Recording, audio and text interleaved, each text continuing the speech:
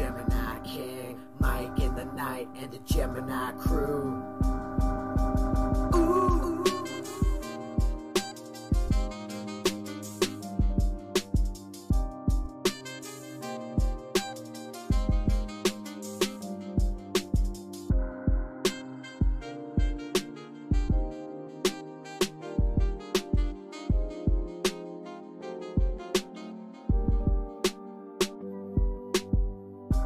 Mike into the night, you're here with Mike in the night.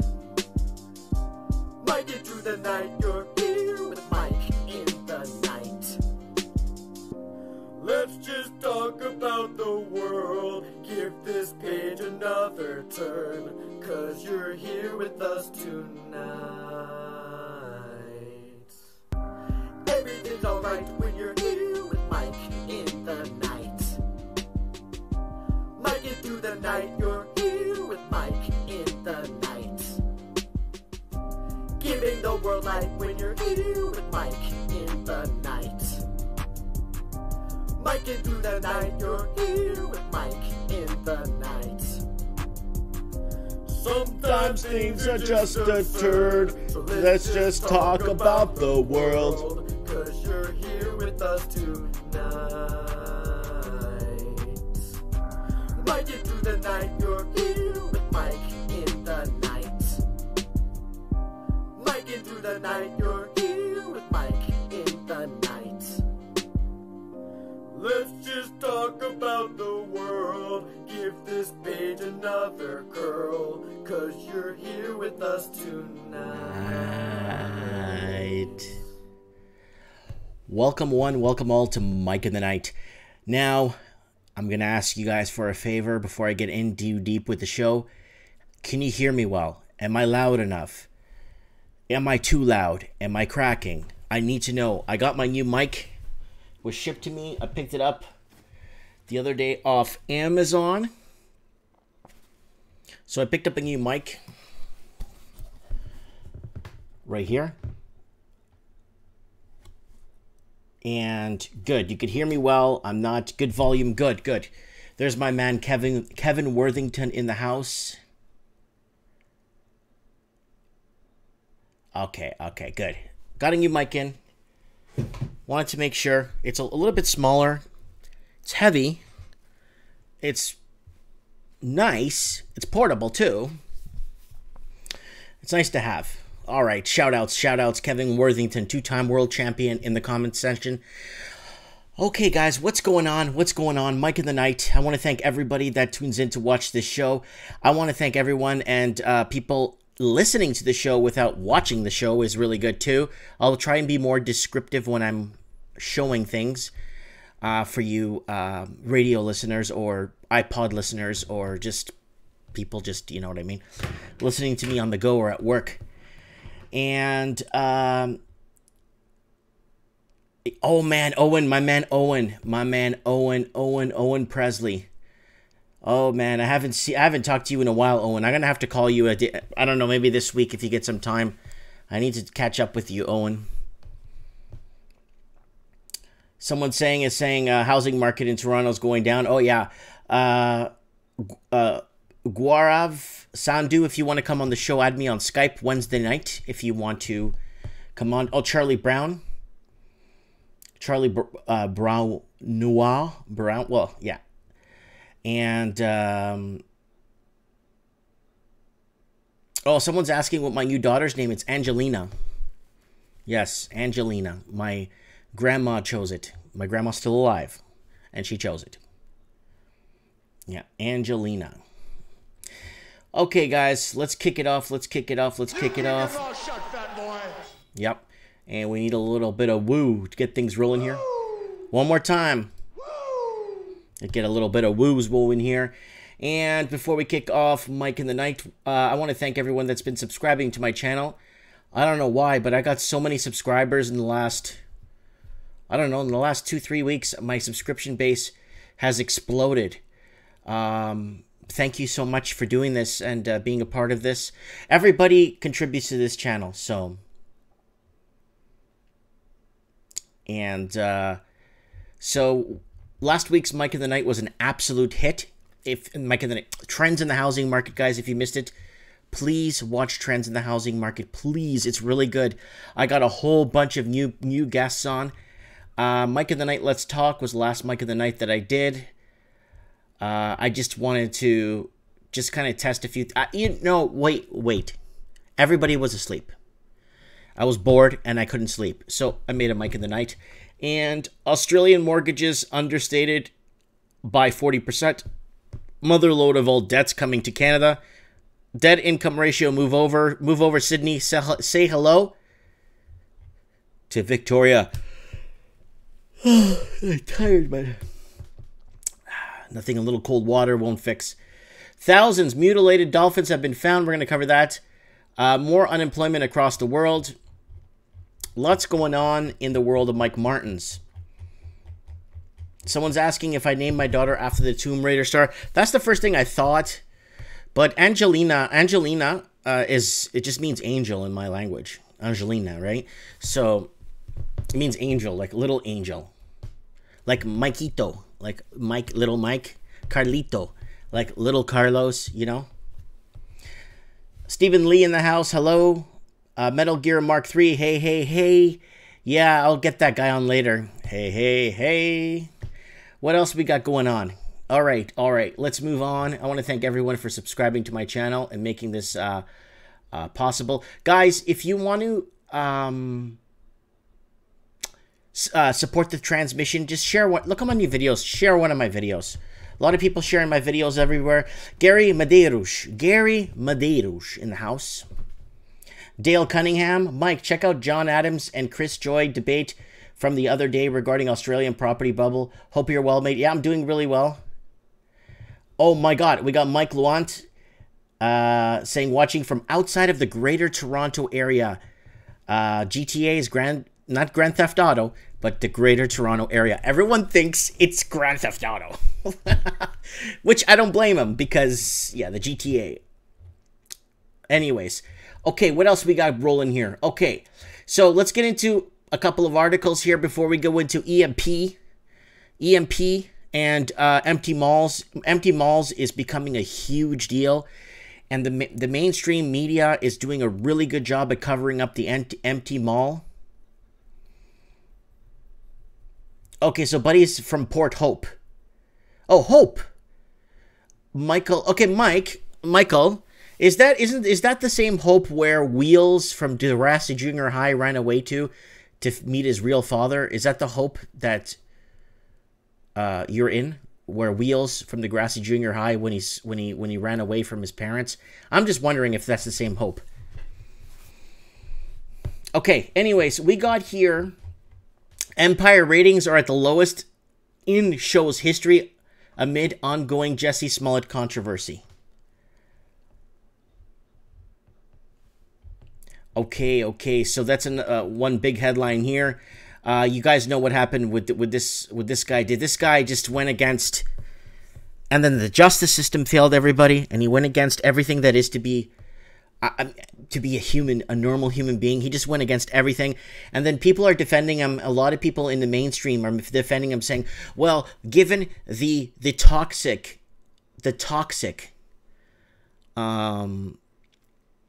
political feeling in America, I don't blame him for doing something like this." It's like, what? So I'm not going to give this dirtbag any more time. Absolutely disgusted by that. Absolutely disgusted by what he did. 10 cancer-causing products to remove from your home. Air fresheners, scented candles, and more. So, air fresheners, candles, shower curtains, other plastics. Plastic toxins, guys. They gotta have a meter out there for some sort of toxic reading, levitivity, just so you know what you're breathing in your damn house. Carpet cleaners and fabric shampoos, dry cleaning products, insecticides and pesticides. Yeah, I don't have that in my house. Antibacterial products. Yeah, that's death. Deodorants, death. You know what I use for my underarms? I just put talc, like 100% organic talc powder. sprinkle some talc powder on my hand, and hit my armpit with it after I shower, and it stays nice and dry like this the whole day. Toothpaste and containing trisalon. What is trisalon? It's a pesticide that's in Agent Orange. It says it right here. Non-stick cookware and Teflon. I have no Teflon pots anymore. They all went in the garbage. I have all cast iron pots and pans that weigh a ton. I do not use any of that non-stick plastic garbage that's giving everyone Alzheimer's and all this crap. Really good article, guys. 10 cancer-causing products to be removed from your home. Air fresheners, scented candles, and more. The bodies of 1,100 mutilated dolphins have been found on France's coast since January. So this one hits the heart pretty close to the heart. Dolphins are so like human, and it's really sad. So like humans' best friend. Like if humans had a way to live in water for their lives or type of thing, like if humans had a way to live in water, basically, dolphins would be our best friends. Dolphins would be like our dogs, like best friends, always by us. You know what I'm saying? We got Briggs in the comments, Mia Nino, and we got Kevin Worthington says progressive equals left equals socialist. Charlie Brown says mainstream left-wing equals progressiveness. Briggs. All right, let's keep going here. What else we got going on? Women working... Watch this. Watch this. Women working in BC legislator told to cover their bare arms. So they took this picture of them standing in a hallway, and they asked to retake the photo and not cover their arms. They cover their arms.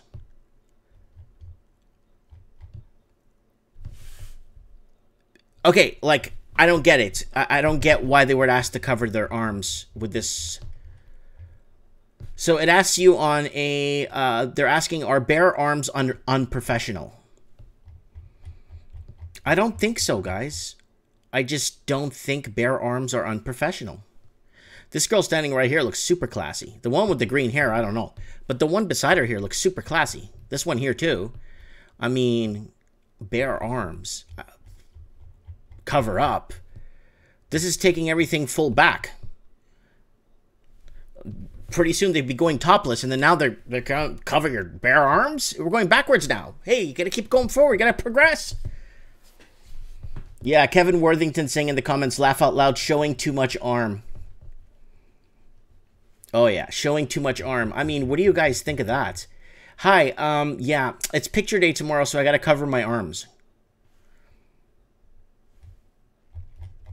Yeah, and that's by the Sergeant of Arms, Staff General, to cover up the hall, to cover up in the hallways of legislator. Move on. Study says BC housing policies mean drug users can be targeted for eviction.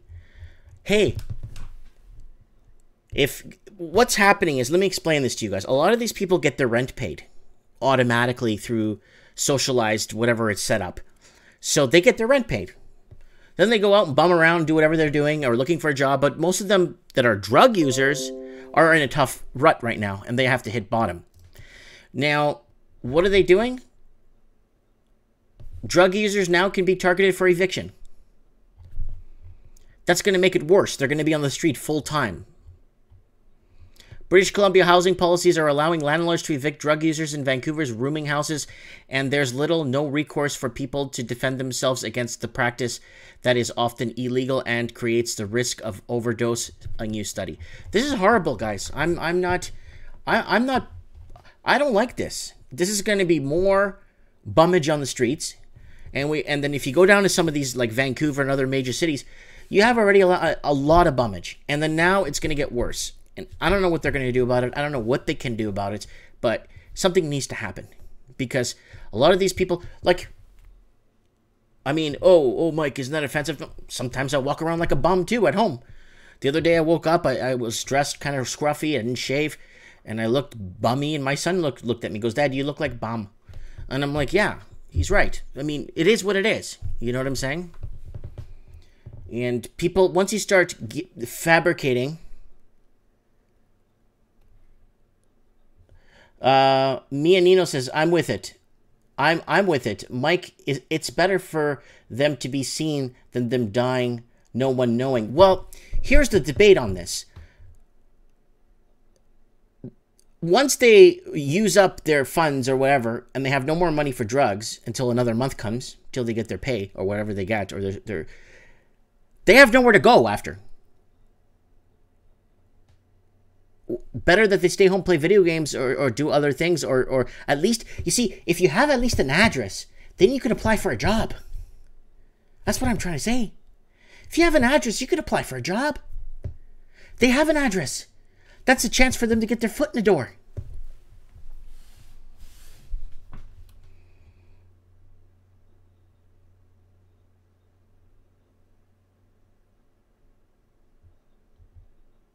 Yeah. Mia Nino just hit the nail on the head. The government should do their job, not the landlord.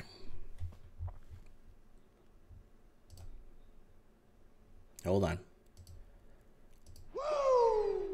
That's for my man Briggs watching tonight.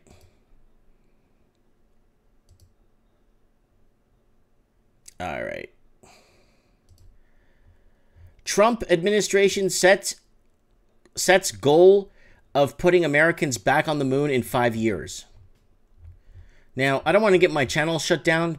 Did mankind even really go to the moon? That's the main question. That's the key element here in this. I'm going to leave that up. I'm going to read that again later. 10 cancer-causing products. I'm going to read that again later. Dolphin thing on my channel, so you guys could watch that. That's goodbye to that. BC, wait, goodbye to that.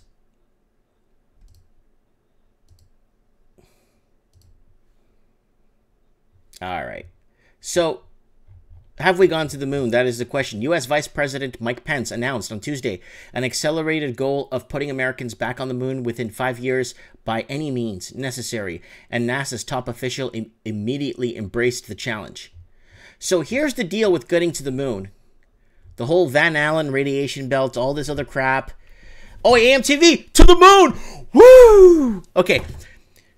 I don't think we've gone to the moon. I just don't think the PlayStation 2, remember the PlayStation 2 had more technology on it than it did in the first lunar landing in 1964, 65, I don't even remember when.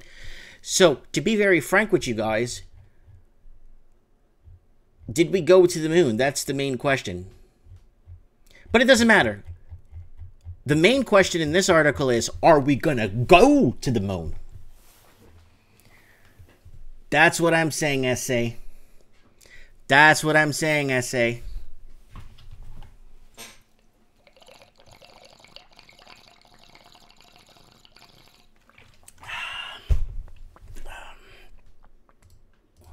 We got somebody commenting here saying we got to check the price of a condo here. We'll check that out in a sec.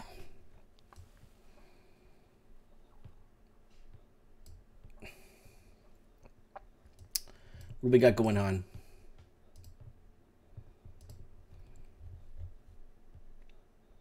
Wow, $1 million pre-launch sales. 0 bedrooms start at $489,000. Guys, you know we could buy in Fort Worth, Texas for $489. You don't make me bring that back up right now, because Mike in the Night. Once I start showing you we could buy in Fort Worth, Texas for $350,000 US, which is $423,000 or $456 Canadian, then you start seeing what you could get, like a mansion. So I don't even know why anybody will delusionalize themselves. Like, if you're gonna spend that much money, you got to be making you got to make at least $500,000-600,000 a year to live a decent, comfortable lifestyle, to live in a no bedroom. Is it no bedroom?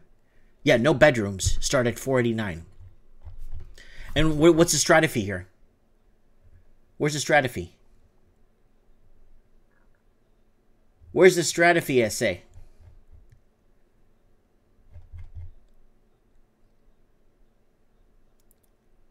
Where's the strata?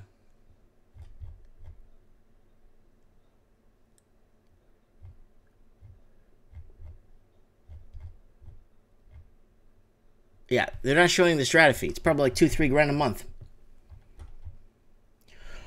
Woo!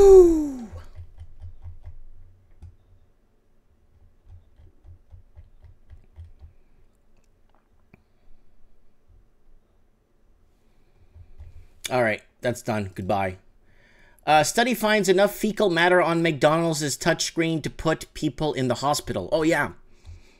Researchers tested touchscreens at 8 different McDonald's locations and found fecal bacteria on every one of them, according to findings published in Metro. This is very true. We were all surprised how much gut and fecal bacteria there was on the touchscreen machines. These cause the kind of infections that people pick up in hospitals. For instance, Enterococcus fecalis is part of the flora and gastrational tracts of healthy humans and other mammals. It is notorious in hospitals for causing hospital-acquired infections. Holy crap. Holy crap. Holy smokes. Mr. Roboto saying, no wonder I had diarrhea. Mionina saying this is fake news. This is 10 out of 10. This is from Providence, Rhode Island, 10 out of 10, Rhode Island. They're fake news, but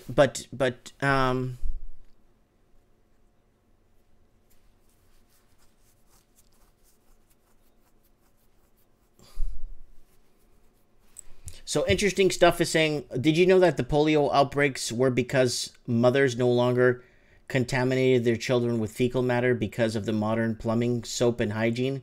Yeah, I heard that. The big time. Kevin Worthington, how about the Mets? Woo! All right, so let's move on. If you guys say it's fake news, then it is. But Providence at 10, I don't think they're fake news. They're mainstream media, but I'm reading from the fake news. So, you know.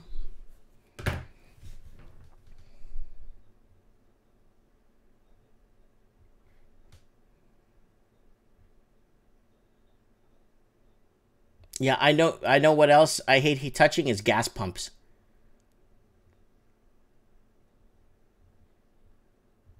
So, I'm going to start wearing gloves in public, haha. Well, you know, in China, the pollution is so bad, they walk around wearing masks. But I wonder if they ever did a scientific study that actually does something. Because when you go to Vancouver, there's a lot of Chinese, I think well, it's mainly Chinese people. They're all wearing masks. And are they onto something? Do they know something we don't? You know? Does it really work? That's the thing.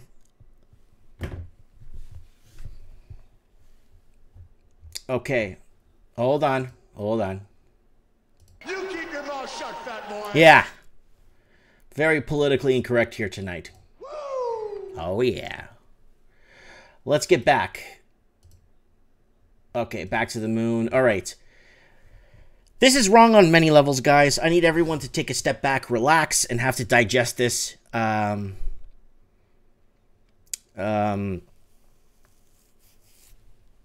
it goes, guys. Sorry, I'm reading the comments at the same time as we're going here. Utility worker suspended from job after rescuing cat stuck on telephone pole. Just give it a few seconds for this to digest.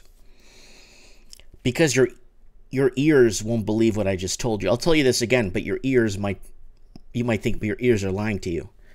Utility worker suspended from job after rescuing a cat stuck on telephone pole. You gotta be kidding me, man. I could picture the boss. That's not your job. You're not getting paid to do that. It's like...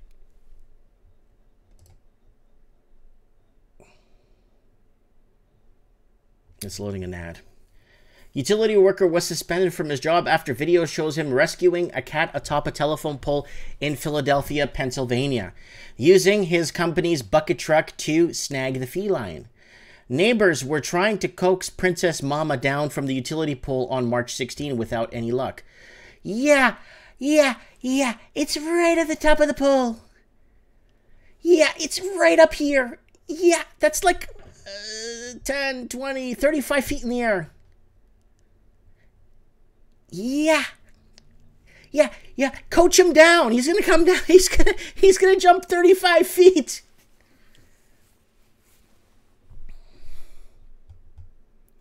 What? Let's see if the cat jumps to him here. Oh, he got it. He got it. He got it. Wow. Wow, that was a bit of action for tonight here on Mike in the Night. So, Verizon worker Maurice German happened to be near the scene when he decided to see if he could help. Video shows German up in his bucket truck plucking Princess Mama from the pole as onlookers cheered in the background. What a good guy. Look at the cat, a woman said in the video. On Tuesday morning, almost $3,400 has been raised for German, surpassing the original goal of $2,400. So he lost, he started a GoFundMe for the 3 weeks he got suspended from work. You gotta be kidding me, man. Did he break any bylaws? I mean, I know we live in a government state now where it's state control, everything's state controlled. I mean, stopping his truck could have been against the law. Operating a cherry picker without a cherry picker license, operating between 5 to 6 p.m., operating when the sun was east, heading to the east, operating with winds at 3 kilometers an hour. Anna Key is saying, seriously? That guy deserves a pay raise. What a great company, PR, except they lost their minds. Yeah. But I'm going to be really frank with you guys. This is not 1986 anymore, where somebody passes out on the side of the road and you go up and help him. I mean, I would go help him, I'm saying. But, I mean, the typical person would step over his body nowadays. Or there's a little fender bender and everybody goes to check and see if the person's okay. Now people just walk by like nothing happened. Or somebody falls on ice. Everybody walks by them. Like I saw a guy fall on ice in Vancouver a few years back. And everybody was walking around the guy. I went. I held his shoulder. I helped him up. And the other guy, I stopped another guy to help me. And the guy's like, oh, I got to help you now? It's like, really?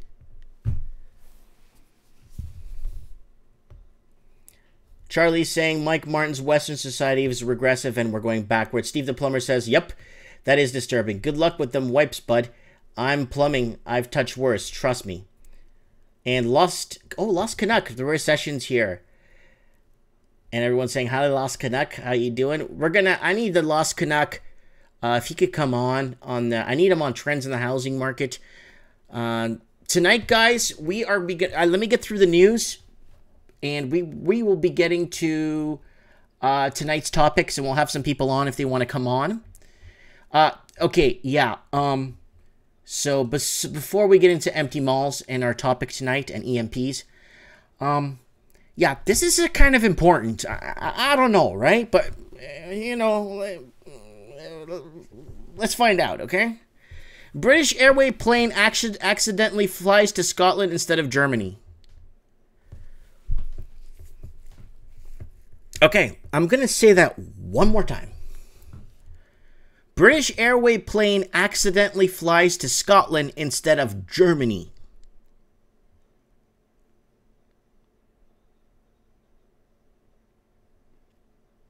Let that digest. Let that go through you nice and easy. You get on your flight, you're on your way to Germany. And you end up in Scotland instead.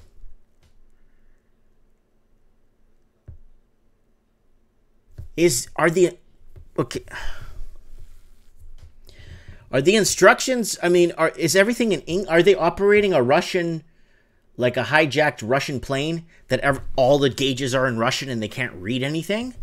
Like, I saw that once in a movie where these American GIs went in and they took over a Russian sub, but they were having a really tough time because they didn't know what any of the gauges or anything was saying. So they were having a tough time reading anything. That's the only way I could see this happening is if... the only way I could see this happening is if, yeah, but then Michael Lewant just said, what about the GPS? Yeah, but there's GPS on there. Yeah, okay, forget it. My theory is just thrown out the window. You have GPS. Interesting. Okay, but... yeah. Okay. It's landed 965 kilometers away in Edinburgh by mistake. Okay, look. Mistake is when, you know, I'm writing something. Oh, I spelled that wrong. I made a mistake. Let me get some white out. Oh, damn. Oh, I made a mistake on my phone. I gotta go in and fix this email. Damn, I made a mistake. I forgot to turn on the lights. How do you make a mistake? By landing a plane 965 kilometers away by mistake. Oh, I forgot to put the toilet seat down. I made a mistake. Anyways, I'm going to move on to the next story because that's just beyond me, beyond me, beyond me, beyond me. I don't even know what to tell you guys. So tonight's topics are EMPs. So guys, Donald Trump has announced a few days ago, I announced this an hour after Donald Trump announced it. I even made a video before AMTV, like 2 days before AMTV did, that Trump has announced executive order to study EMPs. Now, EMPs don't look like this. This looks like nuclear fallout. EMP is basically a radioactive, like, jamming, like, that burns out all electronics. They also come in other ways of solar flare. Solar flare is known for that. Back in Montreal. Let's see if we could find the Montreal. I was talking to Steve the plumber about this. Montreal solar flare. Here it is. I know there was a solar flare in Montreal, and I know it took out... There we go. 1989. Geomagnetic storm. All right. So we're going to start off with EMPs. So we're going to get to empty malls later. Okay, that's death of a retail, so we start right here. All right, so let's start with this article from Wikipedia. March 1989, geometric storm. March 1989 geometric storm occurred in part of the severe extreme solar storms during the early mid-March 1989. The most notable being geometric storm struck the Earth on March 13. So that's what it looks like. It's like a geometric pulse from the solar flare, from the solar wind. Storm caused a 9-hour outage in Hydro-Quebec's electricity transmission. The onset time was exceptionally rapid. Other historical significant solar storms occurred later in 1989 during the very active period of solar cycle 22. Now, solar cycle 22, guys, I'm going to explain to you guys. It's kind of important. We kind of know this. Solar cycle 22 was the 22nd solar cycle since 1755. Okay, when extensive recording of solar sunspot activity began. The solar cycle lasted 9.9 years, beginning in September 1986 and ending in August 1996. The maximum smooth sunspot number observers during the solar cycle was 212.5. So, we know, everyone watching this knows that we are on a solar... The sun has its own orbit. We know this, okay? Okay, we got Everett here. We got Gen K Kids. Okay, guys, I got... I think this is Charlie. Charlie Brown, are you Taff? Okay, I'm going to get you here on Skype. I hope this is you. I'm going to get you here on Hype. Oh, yeah. Let me get you here.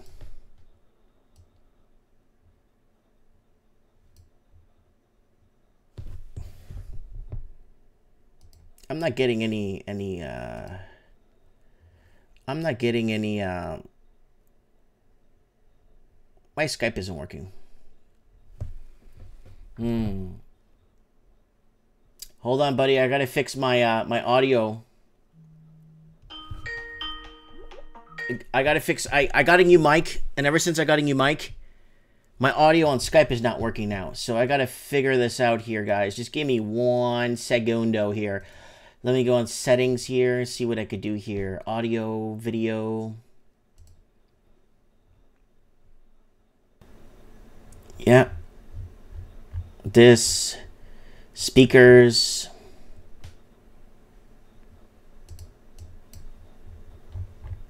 All right, it should be working here. Oh, that's why. It's going somewhere else. Okay. Speakers, a high definition device. Done. All right. Now, test audio. Okay, it's working. All right. I'm back in business, guys. All right. So let's call our guy here. All right.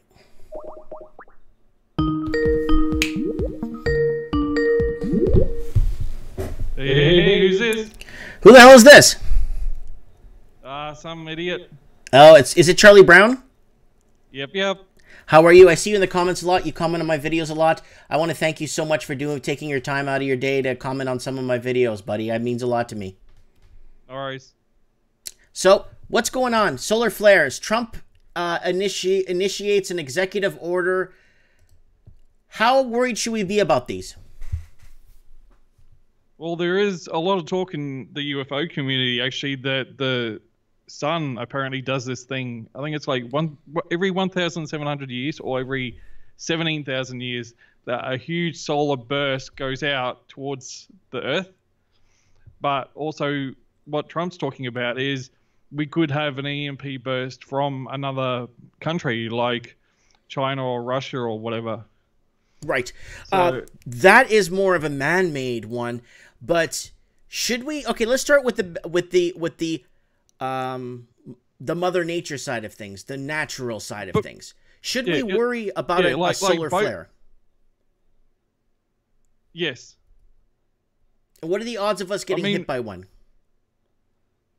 Well, they've been looking at all the other planets in the solar system recently, and it's already happened to 2 other planets, apparently, that a huge solar radiation burst hit 2 other planets, and it stuffed up those ones as well. Okay. Like Earth is in a really good spot because we have got so much stuff around us to protect us. But if you look at how Western society is geared now, I mean, everything is based on electricity. And if you don't have stuff like gas cooking or candles or anything as a backup, like if we get an EMP, even if it's from like a nuclear missile, but we don't get nuclear radiation, we'll still get an EMP. And that's going to affect everything. That's going to affect mobile phones, the main grid. And when the main grid goes down, you've got no sewage because all the sewage places is powered by electricity. I mean, that's the problem with society now is everything is geared for grid power. And right. If people don't prepare for like buying food for at least two weeks offline and, you know, backup stuff like a little butane cooker so you can cook when the grid is down, and candles and everything like that. But what a lot of people don't know is a microwave oven is a little Faraday cage which can protect your stuff. And you can also change your car to turn that into a Faraday cage as well. Well, the old cars you could. I don't know about these new ones. They seem to dob out like plastic. Oh, these new cars are made with shredded Chinese newspaper and rotten apple cores. Probably. Okay, so we got the March 1989 geomagnetic storm that did hit Montreal. I remember seeing this on the news. I was a kid when I saw this. This was a big deal. It took them quite a bit of time in the middle of winter to get this, to get the power back on, and a lot of places were running on electric heat. So, I mean, this was a little solar storm that hit us, that hit in 1989, and it hit other little parts of the world, but Quebec was the most hit because it had one of the most frail electric infrastructures. Well, I was actually living in Jindabyne when we had a huge a fire around the Snowy Mountains in Australia at the time, and I was dragged into helping the SES.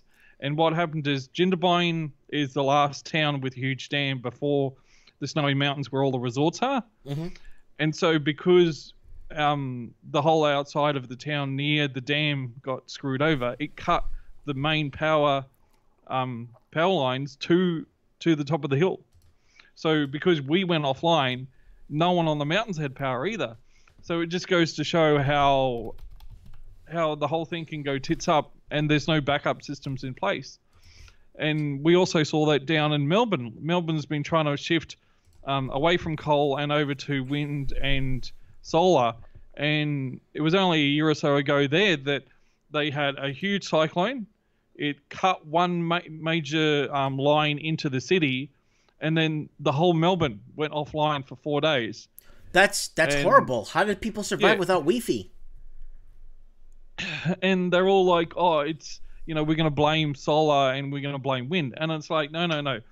The problem is, like, it was coming into the main part of Melbourne along one central line. And it doesn't matter if it was nuclear powered or coal powered, however powered. The problem was there was only one main line into the CBD that, like, then funneled off everything into the suburbs. So they're at high risk because there's only one in, one out. Yeah, and that's what a lot of people in the mainstream media totally missed the plot on. And even in the government, they were blaming solar instead of going, oh, the problem is we needed alternate system and a way of distributing the power better if it goes tits up. And even just do stuff like diesel generators that if the power goes off, they can kick over to an alternate power source, which they seem to be phasing out these days. Well, oh, God forbid we want to be green. Yeah, become green and have nothing to hunt. So when when the poop hits the fan, you don't have any clean water nearby. You don't have anywhere to hunt. What's going to happen?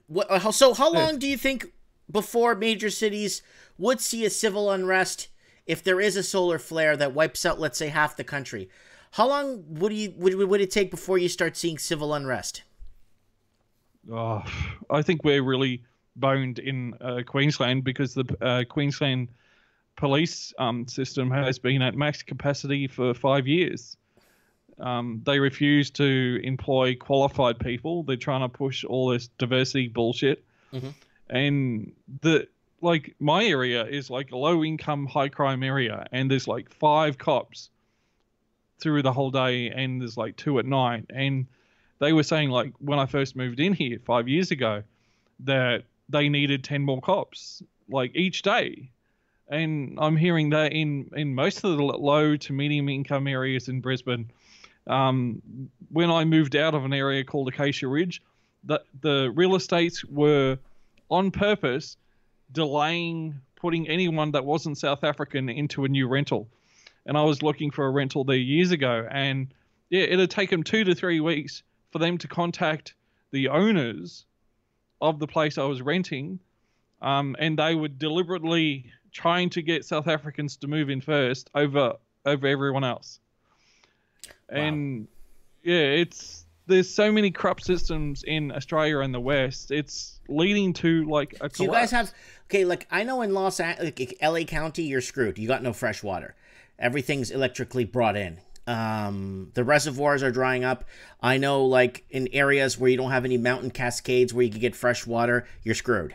You're on flatland. If you can't drill for water and you don't have a pump and the pump isn't electric, or you can't do it by hand, or you can't well it out, you're screwed. Does the common person that microwaves his dinner and watches TV and plays video games at night have any idea on how to do this kind of stuff and filtering water? Or they don't, and I think that comes back to what they've done with Western society since the 70s. I mean, if you looked at how Western society's changed, because I grew up in the 80s and 90s, men used to learn camping and survival skills and bushcraft, and we used to do stuff in the back, like shovel and like all this like hard labor type stuff, and we learned through scouts and through school camps how to do a lot of their stuff. But now like scouts is like all going downhill. Like they're not teaching the basics at schools anymore, and the life skills. Like I was just looking up like how to preserve food, and a lot of the stuff that they used to do in the 50s and 60s for wartime, a lot of that info is getting scrubbed. Like a lot of those skills to live off grid is a dying art. And in some states in the US, it's illegal to be off grid. Yeah. Well, in the last 2 years, I've been seeing censorship in Australia and the world basically. And the top groups I find is anything that disagrees with Western mainstream news gets removed. Bushcraft, survival, off grid, anything to do with like solar, your own sewage system. It all seems to get delisted and removed and like changed in a way that you can't look up really easy. I see this as modern day book burning, when they're erasing information online that people could easily access. I see it as a modern day book burning. We're not looking out our windows and watching a big pile of books getting burned because you can't see it. It's all digital information that we're losing. Oh yeah, it definitely is a digital book burning. And what makes it worse is like every Western infrastructure that you can think of has been infected by the left. There isn't any non-left institutions around anymore. Yeah, like everything seems to have diversity. Everything has discrimination quotas. Yeah, it's a gay. Well, I got somebody here. Interesting stuff in the comments. I was gonna say it's a gauge where they're gauging everything to levels that are not necessary. But anyways, like, oh, remember that article I read when I started my show about they're asking the people to cover their arms in photos? Like, what the heck was that about? Anyways, interesting stuff. Well, just this week in Australia, we've had the 3 major mobile phone mobs censor certain sites now. So you can no longer get news and video footage from non-left outlets on the internet in Australia. Just today, Subscribestar has blocked anyone from letting you pay on Subscribestar to non-Australians now. Wow. Yep, well, that just came out today. You keep messaging me. You keep messaging me all these sites to stream, and they're all going to go because they're all on Google. They're renting space from Google, and when Google says it's time to go, it's time to go, and they're going to start shutting it down. Unless a bunch of guys like us come around and say, look, here's some money. Let us all pitch in. Let's put together some sort of our own. Let's put together our own internet and go to a secondary. I've just been looking at in the last 2 weeks how to do my own Twitch streaming service that I can set up and people can come and join, and it'll be something like about $5 a month to cover the cost of running the servers. But yeah, it's getting that way that the only way you can like facilitate your own info is if you host it yourself, because all these other things are getting shut down. And what annoys me is a lot of people go, oh, you just, if you don't like that this company censors stuff, just host your own. So people go and fund another platform like Gab and BitChute and all this stuff to host your own. And then they get shut down. Yeah. Or they have left-wing activists dox the people that run the company, and then they use Antifa to go chase their family, which happened to Antifa, Stream.me. Antifa. Yeah. Hold on, I got a message for Antifa. Like, hold on, I got a message for Antifa. You keep your mouth shut, fat boy. One more time. You keep your mouth shut, fat boy. Yeah. Sorry, I had to send that out to Antifa. But yeah, you see stuff like Tommy Robinson and the UKIP and people in the UK talking about what's happening, and they're just, it's got to a stage that UK, Australia, and New Zealand are police states. Like, we're losing less and less freedoms every week. And what that really penal colony me crazy, are you in? I call it penal colony, PC. I'm in PC 001, PC 002 is the US, PC colony 003 is the UK, PC colony 004 is Australia, and PC colony 005 is New Zealand. Which one are you in? Australia. So you're PC colony 004. It's all becoming the same thing, though. And what has happened to the West since like the 50s and 60s and 70s is we used to manufacture everything in the West. Yeah, exactly. We're now dependent on China to get most of the stuff manufactured. And if we ever go to war in China, we're boned. We're literally boned because no, we just got to go back to Australia. basics. Okay, we're going severely off topic. EMPs. Okay, let's get back on topic a bit here. EMPs. Let's go back. Hold on. I got something here from interesting stuff. Brought up a very, very good question. Doesn't civil unrest start when groceries run out? No. Civil unrest starts when you can't get your bank account to pay for your groceries, or the grocery store is closed because their debit machines are down and you can't pay for food. Well, then civil unrest starts and they break the windows and take the food. Yeah, like if you see what's happened in the West, they're banning plastic bags.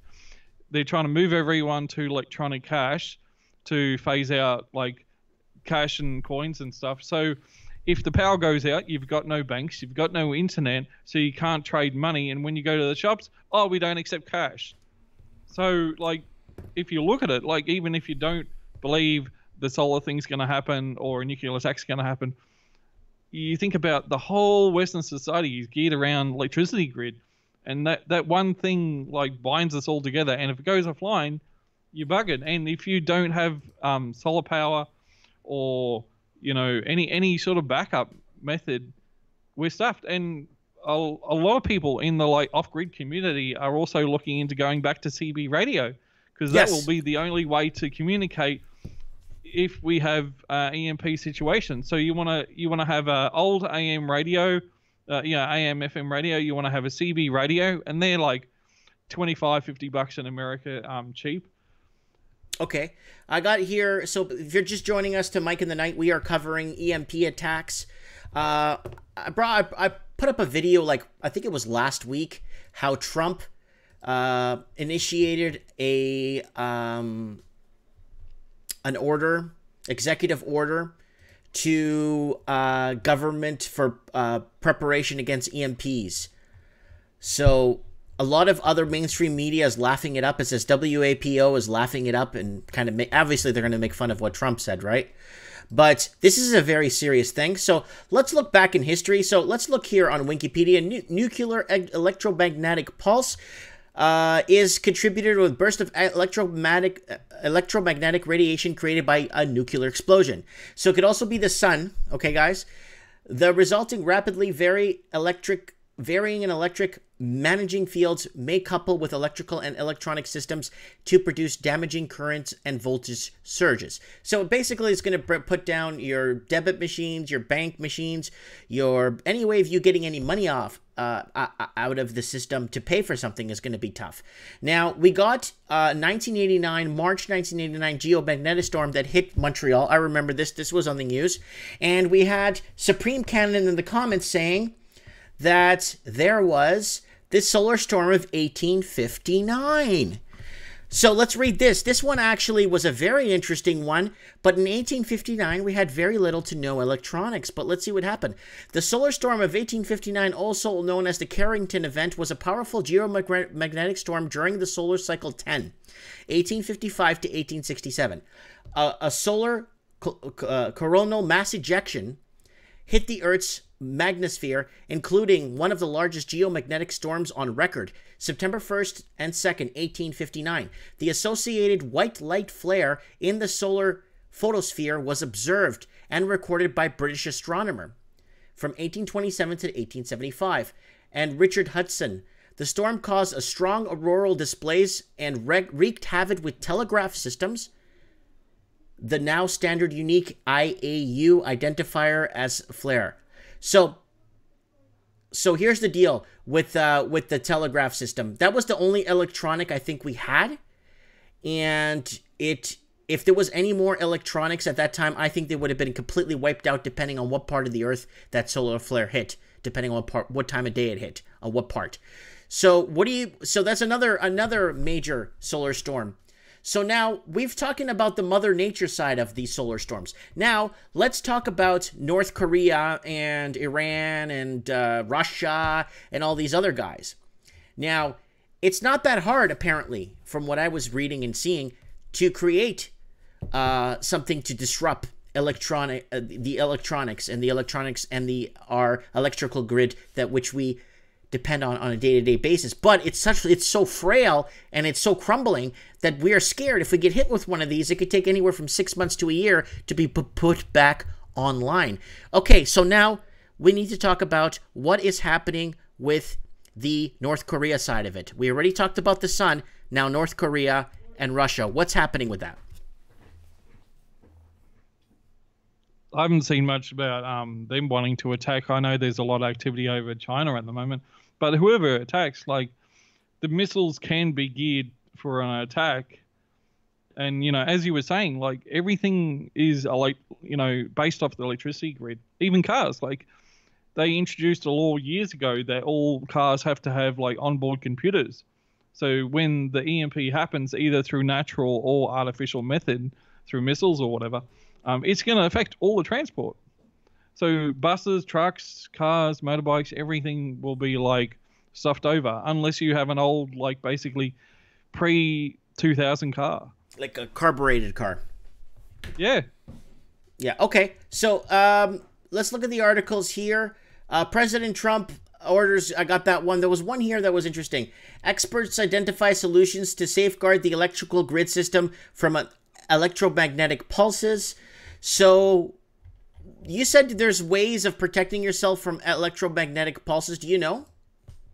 Yeah, you set up a Faraday cage, and that's usually through various steels, and you can buy little kits. But one thing most people don't realize is a lot of the old microwaves are Faraday cages to block all the microwave radiation coming out. So you could put phone and some other stuff like a laptop inside the microwave, and it should protect it. Interesting. Because the whole way is when a EMP hits all electronics, it actually goes inside it and like feeds it a surge. So all that electronics is stuff. So if you just have like batteries and say, I don't know, a spare mobile phone hanging around, and then you go to charge it, then it will go kaput. So you really need a way of storing a lot of like backup batteries and a backup phone and a backup radio in a cage. So when this does happen, you've got a backup method. Okay. And one thing is, if you look at what they're doing also in the West, is they're removing guns from people.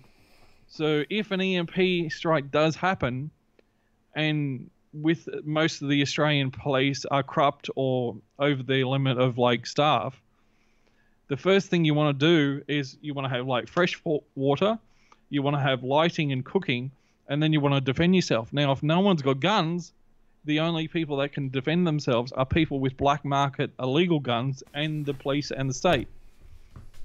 So, they're actually going door to door, that was reported in the last week, now arresting anyone in New Zealand with a gun. Even if it's a legal purchase gun, they're disarming their people. And honestly, in the next month, I expect the same thing to happen in Australia. Oh, don't be silly. You know that Mao took confiscated the guns. You know that Stalin confiscated the guns. Hitler's confiscated the guns. Don't be silly. Nothing happened to those places when they confiscated their guns. Yeah, it's amazing. Like, so much stuff is happening, and it's like, does no one look at the history books? Like, this is exactly what happened years ago. Yep. Yeah. Well, here you go. I got this last article here. Friendly EMP generator to help protect electronics against electromagnetic attack. So they've creating generators and things to kind of, I guess, negate an electromagnetic attack, I guess. Used by U.S. automatic weapons tests in the 1940s and 50s. An EMP is one of the weapon of mass destructions that fortunately has not been used in war by terrorists. The principle is that detonating a nuclear weapon high in the atmosphere can generate a massive burst of radio energy that can overload the electricity grids and electronic circuits and burn them out. Wow. Anyways, okay, Charlie Brown. We're coming up to our first hour. And yeah, you were our first guest and helping me assist with the EMP. Next week, message me on Skype sometime and let me know if there's another topic we should cover. I think maybe we should cover going cashless and how it's good and how it's bad and how it could destroy us if we have to exit our money out of the system if they go into negative interest rates. What do you think? Sounds good. Yeah, I think everyone should look into like preparing their home for 2 weeks off grid. Like, it doesn't take much to buy some tin food and some rice and just dry food. Yeah, dry food that doesn't need a fridge, and some candles and a little butane barbecue cooker, and like just be prepared for a situation that we won't have power for 2 weeks. And even stuff like a little twig rocket stove that there's heaps of info on YouTube how to make one out of a few cans. That you just feed it these little twigs that are laying around, and it burns really well.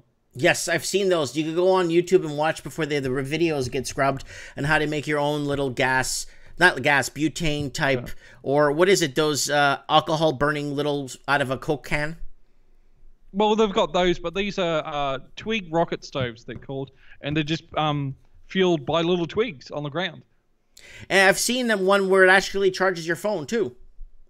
Yeah. I've seen that. It was actually like on a documentary. I couldn't believe they did that. I don't know. I mean, there's ways of doing it, but they did it. But yeah, you know what? Maybe next week we should do a survival thing off grid. What people need to do, what people need to prepare. You tell me, Charlie Brown, what you want to do. If you're available next week, what you'd like to talk about, and we could have it as a topic for next week. Sounds good. Survival. All right, survival. We'll do survival then. All right, Charlie. So thank you so much for having you in the comments and on the show, and I really appreciate it. Have yourself a great weekend. Okay. You too. Thanks, everyone. Bye. Thanks, Mike. Okay, that was Charlie, basically in the comments, who is here to help us out when it comes to things like this. So we covered the EMP, the importance of EMP, nature EMP, war EMP.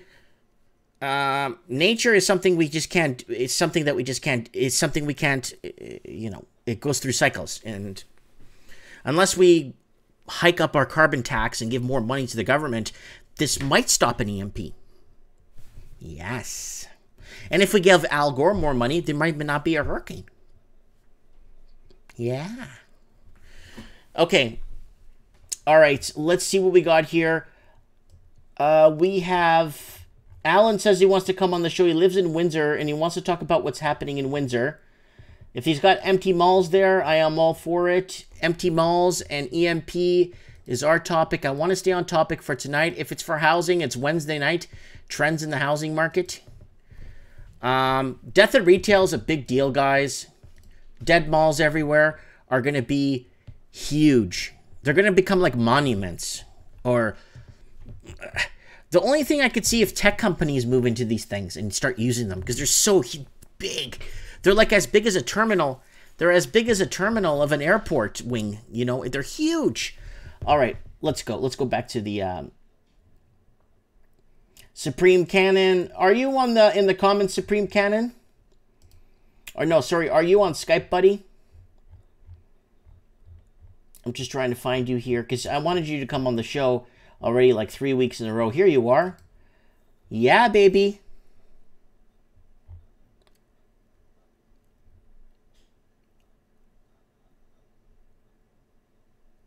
Okay, here we go. We got Supreme Cannon. Let's see if he comes on the show. I hope he's okay.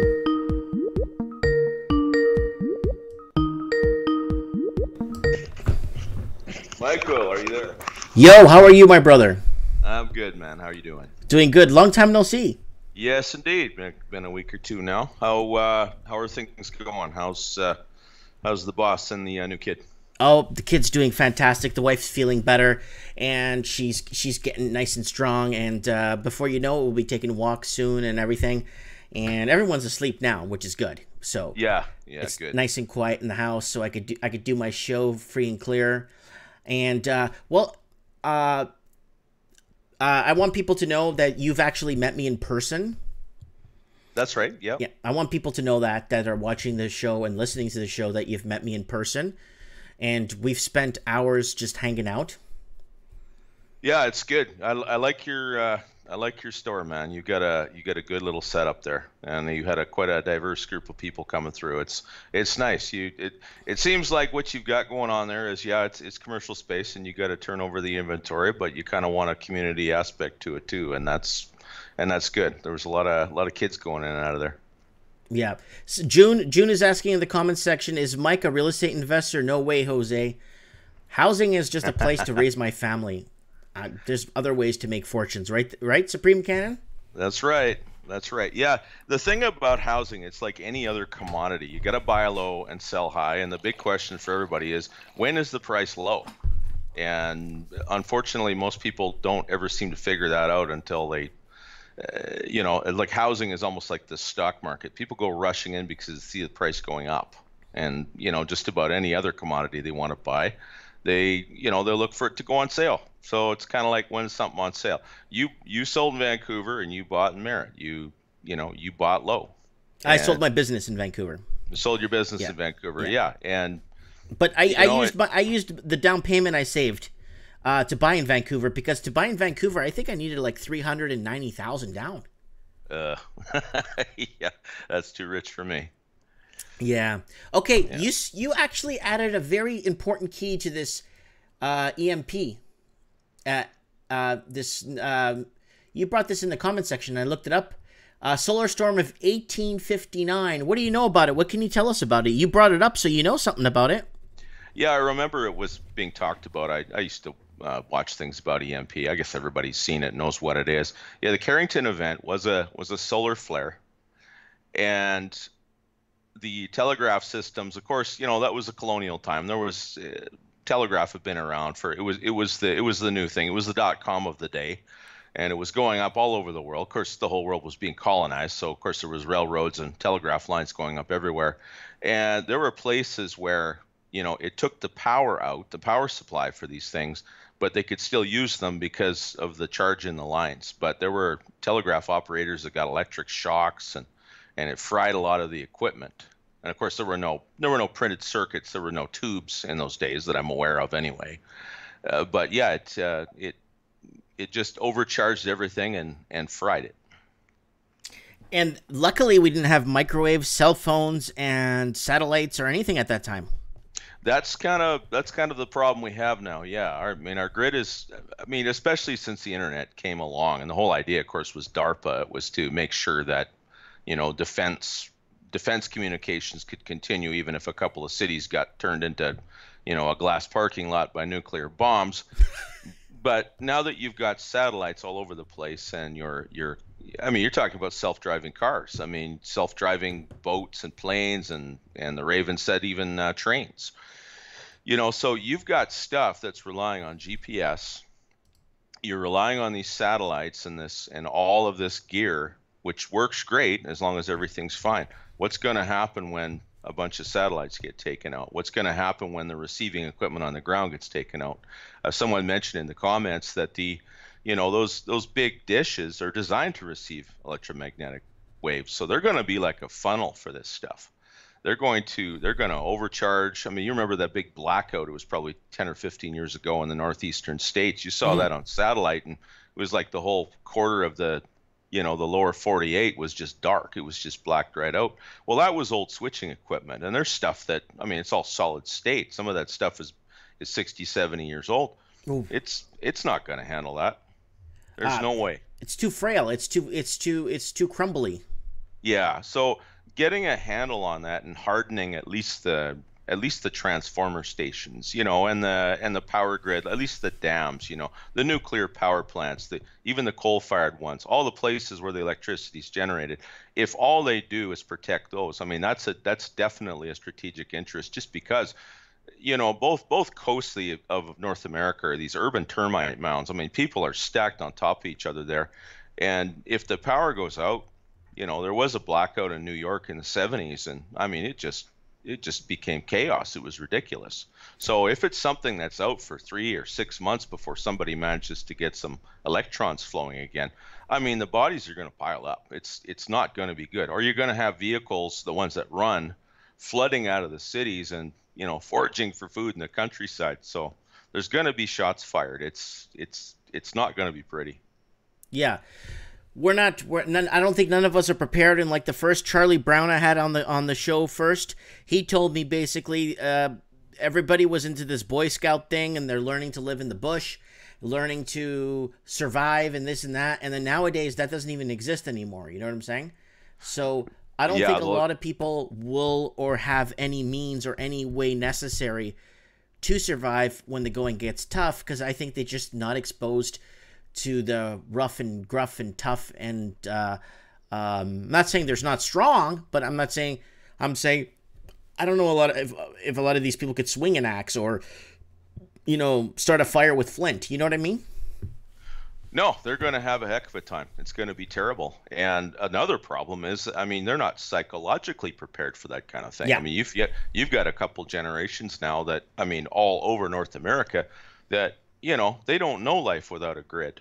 They don't know life without streets full of cars and being able to pick up the phone and have Chinese or pizza brought. They don't know how to survive, normal life, barely. and and it's so expensive, and everyone is used to just hustling to try to keep up, just to keep running on that treadmill. They don't have time to think about things like that. I think where bushcraft is concerned, it's not going to just be so you can feed yourself and survive for a couple of months off the grid. It's also so that you can go far enough into the woods to hide. Like, you want to disappear for a while. Mm-hmm. Yeah, no, I hear you. So this is a really tough, really tough situation to be put in, and especially, and you know what the sad part is, and what's probably scaring my pants off, is this article. President Trump orders government to prep against EMPs, then WAPO laughs it up. The second people start laughing stuff up like this, in my experience in life, something does happen. Well, they're begging for it anyway, aren't they? I mean, the Washington Post is, they're... What's the Washington Post? The Washington Post is... No, the Washington Compost. Washington Compost, that's a good name for it. Yeah. I mean, the average, it came out during that last election campaign, the greatest show on earth. Your average journalist is 27 years old. And they have to work as unpaid interns for years in some of the most expensive jurisdictions in the world. I mean, they've got well-to-do parents that are subsidizing them. Most of these papers don't have foreign bureaus anymore. So, the research they do is laughable. They have no life experience at all. It doesn't mean they're not really bright. It doesn't mean that they're not well educated, but they don't have 20, 30 extra trips around the sun worth of experience. You don't have mature journalists anymore. You've got people writing articles about, what's going on in Los Angeles, or what's going on in Hollywood, or what's going on in BuzzFeed. Like BuzzFeed, that's right.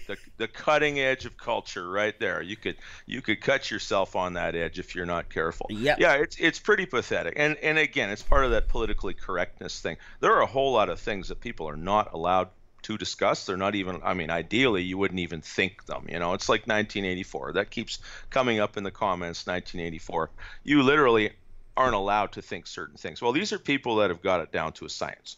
That system worked on them. They can't imagine this stuff. They don't know what's going to happen when they can't go downstairs and get, pho or pizza or Chicago-style pizza or whatever. Sushi, that's right. They think they're sophisticated.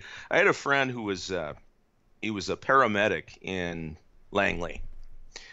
And he knew a guy in Burnaby that was born in Burnaby, grew up in Burnaby, went to school in Burnaby, worked in the ambulance, BC ambulance in Burnaby. He'll probably retire there. But because there's an ethnic restaurant on every street corner, these people think they're sophisticated. And even though they live their lives, they live and die in a 30-block radius. And they think that we're hayseeds. Mm-hmm. Like, I've been across the Pacific 4 times. I'm not some great world traveler. I do know there's a world out there. And that's why I call them termite mounds, because they're focused inward after a while. They're not thinking about life out in the sticks. They're not thinking about how the rest of the world lives. And they don't think at all. They're not deep thinkers about this. So when, they look at this, Trump ordering the government to prep against EMPs, and they think, oh yeah, doomsday preppers, right? Oh yeah, just a bunch of hayseeds. Don't they know that all of the problems of life have been solved? Like, these are people that think that we're 6 months away from curing death. Like, they're just that clueless. Yeah. And that Green Deal got flushed down the toilet, and that was a disaster. But sticking to EMP, to EMP, tonight's topic. Now, that's the nature side of things. Now, can I hear your little down spiel of what war? EMP could be brought in by war. Yes, it's naturally caused by solar flares. And depending which way the Earth is facing towards the sun is the one that's going to get hit the most. But tell us what you think, in your opinion, nuclear EMP that gets brought over, that blows up several miles in the sky. What are the odds of that happening? I know the sun could happen any time, but what about a nuclear one? What do you think, in your opinion? Well, that's a good question. It was speculated when little Kim Jong-un was starting to launch rockets over Japan, what would happen? How big of a yield would you need to shut down the United States? And basically, if you could light off something, 200 to 300 kilotons, like a Hiroshima-sized device, say 200 miles above the center of the United States, that would do it. It would take out the grid, most of the power generation anyway. And I mean, it would create enough chaos. The big issue is, how do you hide something like that? I mean, starting from the 90s, so much technology has been transferred, to the Chinese. And North Korea is just basically a Chinese client state anyway. Mm-hmm. I think it's just kind of a proxy saber rattling by China. I don't know. That's what I see anyway. And they might not. The big thing is there's so many containers coming from that side of the world. If they had something that they could launch from, a container terminal in, say, Nevada, no one would be able to trace it right away. And part of it is because, I mean, you've got all this technology that's been transferred to the Chinese, but you also have, it turns out that Nancy Pelosi's driver was a Chinese spy for like 20 years. If they got a hold of the codes, if they got a hold of any part of the U.S. early warning system and compromised it, even for 20 minutes, no one in the U.S. military would know. I mean, they might be able to track where the thing came from, but they wouldn't know who launched it.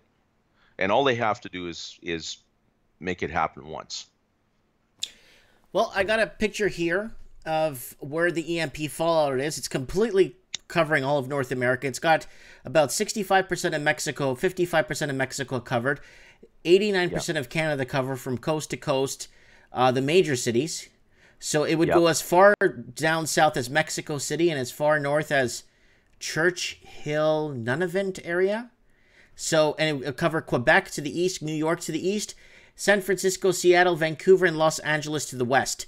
So from Mexico City to the pretty much the Arctic Circle of Canada would be an huge compromise. That's if it went in the middle of the U.S., showing us east of Nevada, northwest of Atlanta, and north of Houston. So if it's in that area, vicinity there, let's say 6-hour drive north of Houston, and maybe 6-hour drive east of Las Vegas, that would be the perfect, according to this, pinpoint area, and then you would see the fallout go in this huge ring, and you'll see mass destruction in electrical devices. Yeah, I see a couple of comments here. Han Bulbin, you're right. It was Dianne Feinstein, not Nancy Pelosi. Thanks. Lord Humongous, do I think the U.S. is that stupid? 30% of your country can't find their own country on a map, man. Okay, like, you don't need stupidity. You need corruption, and there's plenty of that. So, yeah, it could happen, man. It could. Why not? Please, I need to interject. I'm very sorry. I got to bring this up. Mm-hmm. I think Jay Leno was at one of those parties. Jay Leno was at one of those. I think it was an Oscar or one of those. I don't know what it was. He went up to one of the ladies there and says, "Hey, hi, thanks for. Okay, name a country that borders the United States." And she goes, and the lady goes, "Borders?" She had no idea. She had no idea of a country that borders the United States. Yeah, it's not rare. I mean, it's not rare at all. It's not, I mean, by and large, smart people still run the world, but, well-educated people run the world, but they have competing interests, and I mean, you probably remember that Pollard guy in the 80s, right? Some Russian honey trap, like, he was giving away stuff. China, I think Hillary was involved in somehow getting information to them, and like their whole CIA network in the country was executed. It's just, it happens. It's been happening since the beginning of civilization. That's all. And yeah, corruption. You need one person on the inside. I mean, pardon the get them rich, get them laid, whatever it takes. Get a honey trap, get the information you need, get the codes, or just find something that you can blind them for 20 minutes, and that's all it would take. Yes, it would be complex. Yeah, there's no guarantee it would succeed, but all you need is 200-300 kilotons to get them, 50, 100 miles in the air over the Great Plains, and there you go. That's all it takes, and that would do it. It would create chaos. Now, there'd be enough of the American nuclear establishment that's hardened You know, they could launch a counterstrike. They're probably not eager to try that, but if they were confident that they could take out the early warning systems and it worked, you know, they'd all launch. Germany lost one of their fronts because they were 30 minutes delayed because the Allies attacked so suddenly, and the Germans were sleeping. They had no idea that the attack was on. Yeah, that's right. It happens. It happened. They were 30 minutes or 40 minutes. Given that the Germans were ready for the attack of the we could have had a different outcome. Definitely. Yeah, I mean, Allied intelligence had already cracked the German codes. I mean, they let ships get sunk, they let planes get shot down, they let people die, just so that the Germans never figured out that the Allies already knew what they were doing before it happened. Once they landed in France, you know, once they got established, it wasn't so important anymore. Like, yes. You know, but once D-Day +3, right? That's right. Yeah. Once they already had control of the air. They already kind of knew what the enemy countermeasures would be, but once they got landed, I mean, they outnumbered them 3-1. I mean, the ending wasn't in question. Yes. So yeah, it's just a matter of you go left when the guy goes right. You only have to do that once. That's all. Okay, scientific side. EMP generator. Is there any way we could negate an EMP attack if we've given warning? Is there anything scientifically that could be done to negate it? I think that considering what a hell of a shock EMP would be, it would be like this 5G that everyone's freaked out about. I mean, you would have a hell of an energy wave going all the time just to try to neutralize it. So you would have to detect an EMP attack, and then this thing would go off, and God only knows what that would fry. It might be just as destructive. So we're looking at, all right. Okay, so that's that for that. Now, I want to touch on the second part of the show. I really want to talk about, so we got the EMP and we got proof that it's happened before by the sun, and it wouldn't be a surprise if it got hit by a electromagnetic pulse from the sun anyway. So people, I mean, war or not, there's always Mother Nature that steps in and decides who is boss. Sorry, yeah. No, that's right. Yeah. Okay, so let's, I want to go over this real quick again. Sorry. I want to ask your opinion on this one right here. I got two things I want to ask. Yeah, this one. Trump administration sets goal of putting Americans back on the moon in 5 years. This was by Mike Pence, announced this a few days back. What are the odds? Could we do it? Do we have the technology? Is the Van Allen radiation belt just a myth? And are we going to be there in 5 years? Boy, there's a lot of arguing about that, isn't there? I mean, we go all the way from people saying that we never went there to saying that we don't have the technology anymore and all the rest of it. I think, you know what, they land stuff there, or at least they say they land stuff there. Apparently the Chinese have landed stuff there. The Russians have landed stuff there. If men actually walked on the moon, they already know how to get through the Van Allen belt. And I think the kind of composite materials that we have now, they could make it even more radiation proof than it was. I mean, the landers were basically tinfoil. They had to be light. So I could see it taking 5 years to get a Delta IV or, you know, something with the power of a Saturn V to get it up there, but I don't see why not. Okay. So you think we could do it now in this time? Do you think we did it in the 60s? You know, I think we did. I mean, they released something like 10,000 pictures of the mission. I don't know why it took them 50 years to do it, but those pictures look pretty genuine to me. They look analog. They look like they were taken with actual film cameras. You see Armstrong and Aldrin, and they look 50 years younger. It would be a hell of a production to fake that. And, you know, I'd have to take my hat off to them because it looks pretty believable to me. But there again, you know, like it's mentioned in the comments here, the Van Allen belt, I don't know. I'm assuming that it can be done. Okay, fair enough. We got eBankU in the comments. He's setting up a new school. I've been following him on Facebook, and he's moving into a bigger facility for his school. I'm really proud of him that he's really taking it to the next level.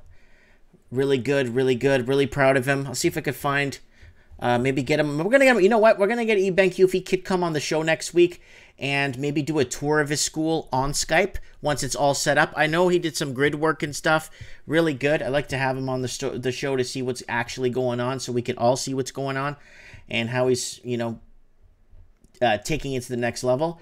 Okay, so before I kick you off the phone, Supreme Cannon, anything about dead malls?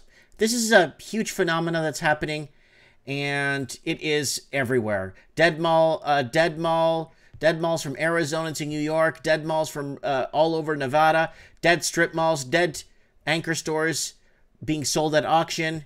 What can you tell us about dead malls? The thing about dead malls is you live in a corporate world where everybody has to show earnings growth, they have to show store growth all the time in order to try to protect their share prices. It's grow or die. You've been hearing that for forever. If you're not growing, you're dying, whether it's personal, whether it's business. So it's always about more. People I remember in the mid 2000s, I was actually a realtor for a year during that time, and I remember seeing articles about people taking out huge home equity loans and taking the kids to Disneyland and buying all this stuff, and it's all imaginary. It's just money conjured out of thin air, and banks put out loans like sawmills put out lumber. I mean, their job is you've got to get that production up to keep that money going, and that creates all this enormous amount of commercial space and all of these stores. And now it's finally, I think we've topped the roller coaster, Mike. I think it's going to start going the other way. Like people just it's not that people don't have the will to borrow and spend. I mean, the average person is absolutely ludicrous with money. They're just out of their minds. But as long as it's cheap and they think they can do it, then it's an illusion of prosperity. So you've got all this enormous amount of commercial space even now being built. And it's just because everyone is running in that direction.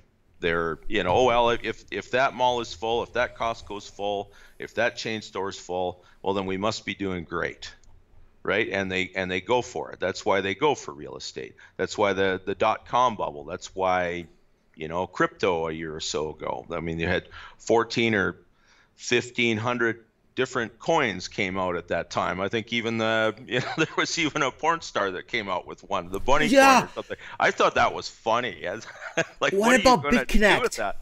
BitConnect, that guy. What's up? Hey, my man is Manny. My name is Manny, and my wife, she doesn't believe me, and I made $400. Yeah, that's right. Like you see this guy and he's on the stage and he's got a whole full band behind him and the people are cheering and you got potted plants on the stage. It looked like some Pentecostal churches I've been in, man. It's been the same thing. It's just about the same. Steve the Plumber, look up Bunny Coin. I forget who it was, but there was ads on YouTube at the time for the Bunny Coin. It was pretty funny. Yeah, we've topped the roller coaster, and it's going to go the other way. Like, literally, people cannot... Hold on, stop talking. I'll stop. I'm going to play your favorite song. Hold on. This is for you, buddy, Supreme Cannon. Hey, hey, hey. Hey, hey, hey. What's up, big Hey, everybody, my name is Carlos. I can't hear it, Mike. It's on your side. You gotta wait for it to buffer. Oh, Let me tell you guys that I am so excited. I am so happy. The people at home could hear it perfectly. I am really so thrilled to be right now sharing this amazing, glorious, super and exciting moment of my... Super exciting! The guy behind him is pooping his pants. He can't stop laughing. The guy behind him looks like he's gonna have... Like he's gonna poop out last night's Dorito. Watch it. Watch his face. With all of you guys. And let me tell you that we are really changing the world. Yeah, they got the potted plants. It looks like one of those online, those daily sermons and send me money for my church. As we know it, the world is not... All right, continue talking. I just had to interrupt you to bring this up because I had to bring up the hey. Continue. Sure. BitConnect came out and that was kind of the peak right there, wasn't it? And then we got the malls. So I got this mall here cha cha cha cha cha cha cha. Beautiful malls, lots of work, lots of the amount of work that went into the tiling on these places, and the reinforcing, the pillars. If people watching at home could see this, and people that are listening to this, too bad. And the phones off the hook here, pay phones everywhere off the hook, collapsed ceilings, just, it looks like people vandalize it.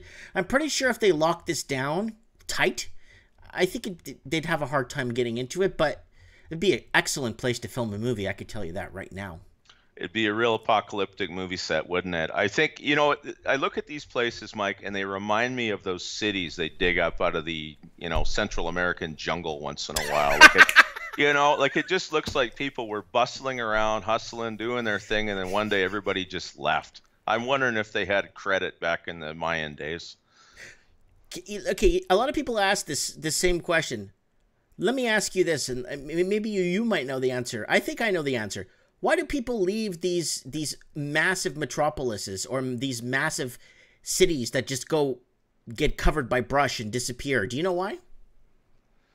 I think a lot of it is, I remember seeing a quote about the Greek civilization, and it's kind of like, and it's gonna get a little woo-woo for a minute, but it's just basically, it's every city they dig out of the jungle or out of the dirt somewhere, there's a temple in the middle of town.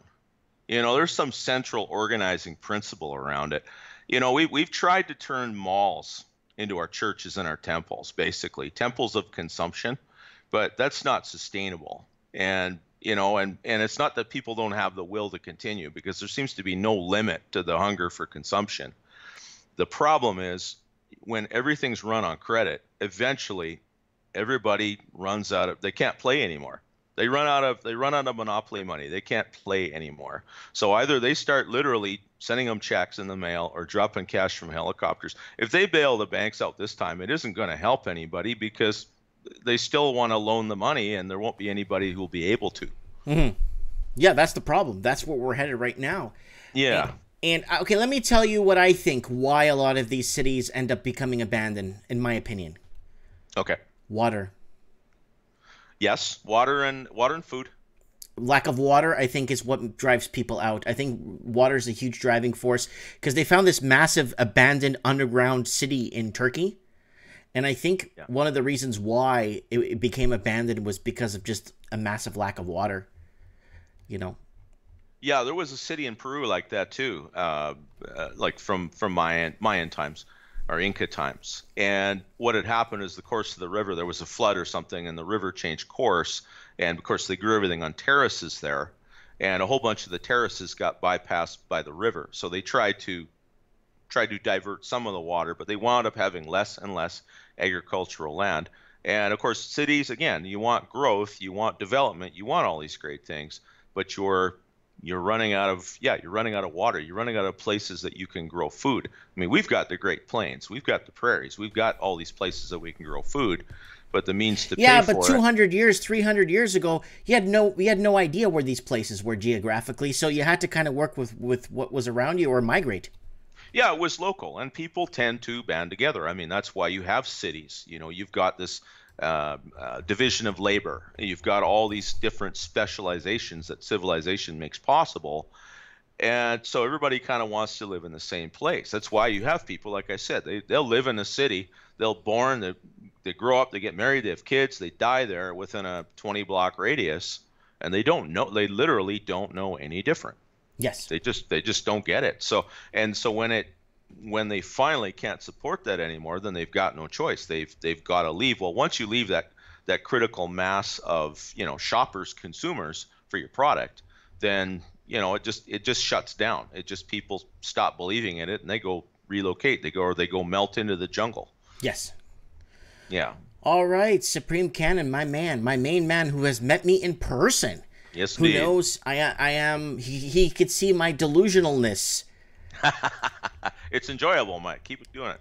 Yes. Anyway, Supreme Canon, you're welcome anytime to come by and visit. I always have a good time when you do visit.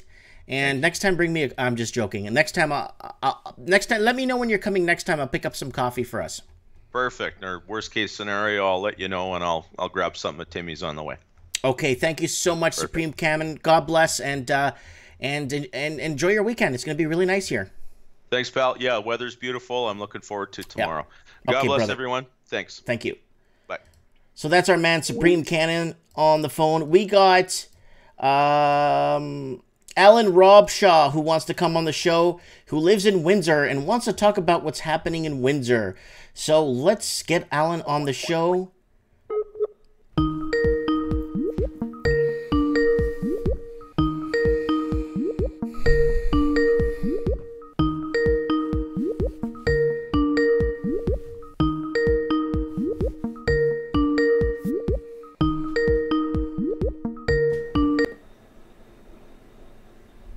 Hey, Mike, how you doing? Hey, Alan, how are you, my brother?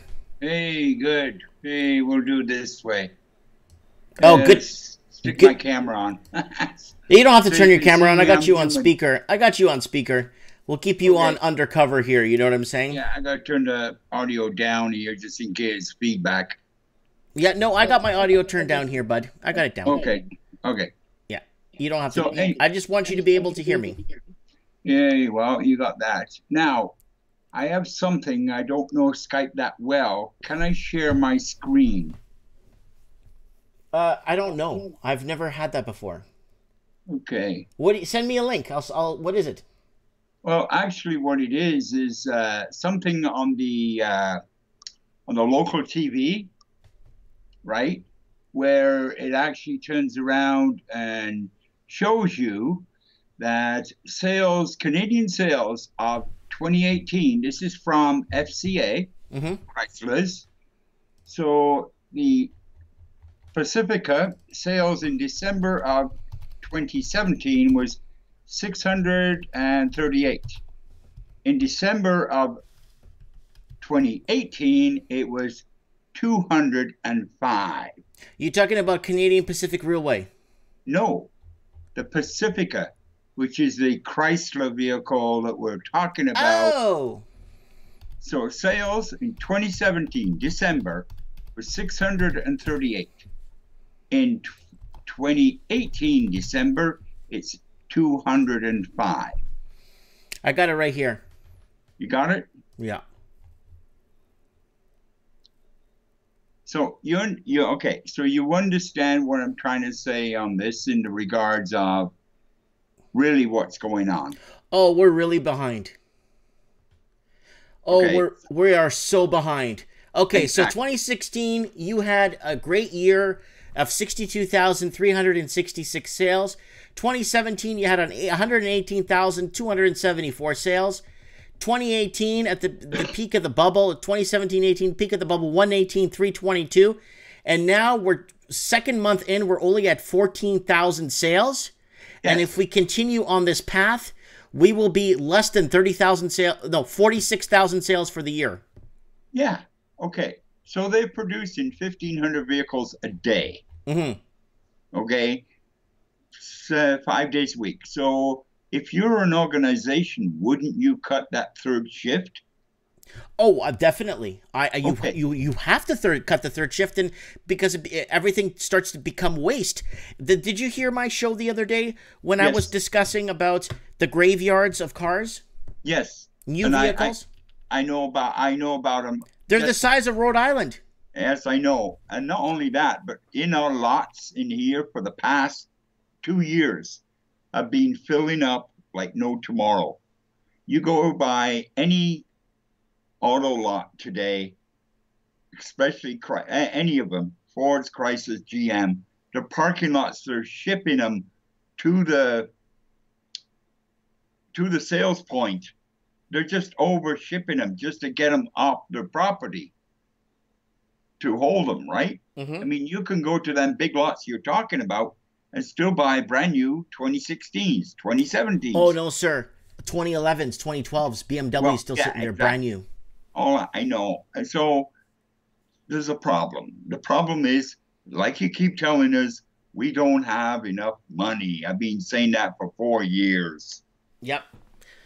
And Like we have a hard enough time to even get food for ourselves. sir, you look. I don't want to mention your age, but you look like you've lived quite a bit around. You've been around. You look like you worked hard. You look like you've been there, done it. You look like you've basically sailed the 7 seas. Now, and my question to you is, are things harder now than they were 30, 40 years ago? Oh, hell yeah. So, and by the way, Mike, I have been in marriage. Okay. By the way, that was around a 2000 time, but I drove through there. I've worked in the Vancouver area. I've worked all across. I did telecommunications for 30 years. Wow. Okay, so I started off when it was the old analog 25 pair, all that kind of stuff. Worked through all the, come in with the, bringing the internet to people's businesses and houses. Been around, done that. That's great. All over Ontario and wherever. So can I ask a question, sir? Alan, Yes. What is the one thing you miss from the good old days? Freedom to speak. Thank you. Thank you. Thank you. So, how much do you think, right now the millennials are playing the squirrel game. They got duped into taking student loans. Yep. They got duped into saying, pretending that education is the greatest thing. Since They got duped into everything. Yep. Now, you're a boomer. Do you Yep. believe that you're at fault for the millennials being misled? No. Not personally, because I have nieces and nephews that I've tried to guide down over the years. Okay? And some of them did go to school and they graduated. One of my, so let me see, of my nieces and nephews here, I have one that went through marketing. He's now lives in Toronto. He's involved with a brewery. They're doing very good. Not in marketing though. Okay. He's involved in the brewery side. Right. So I have another one who went through human kinetics. Okay. He now works in the US, right across the river in Detroit, as it's called economics, to get how things work in a vehicle. Okay. So he works in that way for Fords. Okay. So he tells me what the Bronco is going to be like, what this is going to be like, the new F-150 that's coming out in a few years is going to have a big 10-inch screen on the center console. There you go. That's inside info. Okay. So anyway, so Alan, as a whole now, why are the millennials putting the blame on the boomers, the baby boomers? Why are the millennials? I know the millennials are going through a really tough time with all these loans and student loans and first-time credit cards, and they got a mortgage, but they don't have the house because the student loans are costing them more than anything else. So now my question to you is, why are the millennials blaming the boomers? We didn't educate them on one thing that we weren't educated on. What? The banking system. Exactly. Alan, you're the best. Banks. Alan, you're the best, buddy. You know what is what, and you know what is, I know you know what is what. Okay, so Alan, do you see the younger generation now, and I'm talking from 19 to, let's say, 25 or 30, do you see them struggling like I do? Oh yeah, 35 and down. Like, I mean, big time struggling. I mean, like... Yeah. I mean, I don't have a vehicle anymore. Can't afford that. I haven't worked for a few years. I'm getting too old. No, guess what? They don't like old people working. Some of them don't, anyway. I tried for 1 year to get a janitorial position in a mall. I got one interview. I dropped off over a dozen resumes, and I don't know how many phone calls. That's all I got. Wow. Yeah. Have you given up? I've given up on that. I'm working on something else now. I'm working on to be an internet marketer. Okay, good for you. Good, good. So now, no one was educated on the banking system. You weren't educated on the banking system. Exactly. So, do you think we need to overhaul? I think the entire education system needs to be overhauled. In my opinion, I don't know. I don't have any education, so I don't know what it's like. But I think it needs to be overhauled because a lot of these people can't even find a country that borders America. Yes, exactly. So, wow, lots of history behind you. So, yeah, actually, you were right. You were right. Yeah, you were right about it. Due to that, can't turn around and say what country is bordering the U.S. I've got one little, and I like using this on Americans. How many currencies are in North America, including Mexico? Well, there's the peso, the U.S. dollar, and the Canadian dollar. There's one more. In North America. Yes. Peso, a U.S. dollar, Canadian dollar, and there's one more currency. Yes. Even you don't know what it is, do you? I'm... Hold on. Don't give me the answer. I want someone in the comments to tell me without looking it up. It says franc? Close enough. The euro. Oh, we use the euro in Canada, in North America? Yes, we do. There's a set of islands off the east coast that belong to France. So the euro. What's that? Saint Pierre and Miquelon? Yep. Okay, I didn't know that. I didn't okay. know. I thought, well, I know the Portuguese discovered those islands because they mapped them out way before the French even left their ports. But anyways, we're not going to argue that. Anyway, actually, I'll go before that. The Vikings found them. Right, the Vikings. But the Vikings never did cartography. The Portuguese did.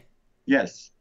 Okay, now, so, any empty malls? You said there's something in the comment section about a mall in your area. What can you add to empty malls tonight for us? What can you tell us about dead malls? Let me go back to this. Yeah, okay, no problem. So there is a mall, I believe it's in New Jersey, and it's not a...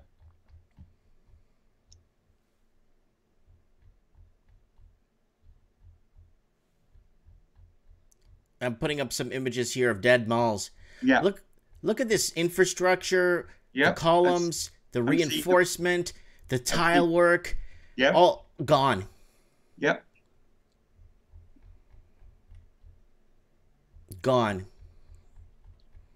It's almost like looking at a snapshot of who we were. Exactly, like your previous caller said, the same thing. Now, there's a mall that was, I believe, in California, and Google bought the whole mall and made it one of their sub-campuses. I heard about that, and I think Amazon's going to do it too. I wouldn't be surprised. You know, these abandoned temples are going to become, I guess, recycled into modernized. I mean, okay, let's just think of this rationally. You got running water, you got bathrooms, you got space. What about like an indoor city like this? Like a little indoor city. This is like hundreds of thousands of square feet. You mean you could have a little food court, you could break these down into lofts, all these apartments into lofts, and every fifth apartment or sixth apartment would be a little store, a little like a corner store. And then people will be buzzing around on Segways. They don't have to go outside. They have an indoor pool. They have an elevator. They have everything. What if they made these into little cities like you would watch on the movie, like, let's say, that movie with Arnold Schwarzenegger where he was playing, where you went to a Total Recall. Yeah. That's what I would say. That's what I would do, honestly.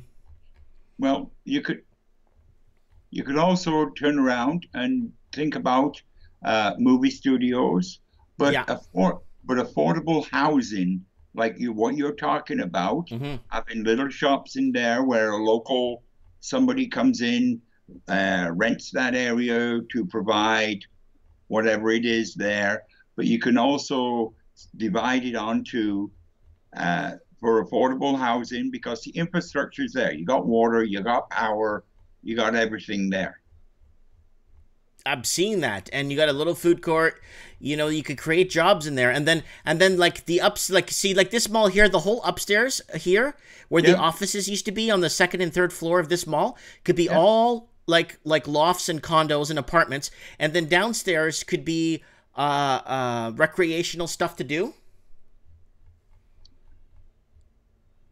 Yeah, I think that could work. I think there's a possibility that converting this, but the second anybody brings up affordable housing, there's no profit, and then they shut it down.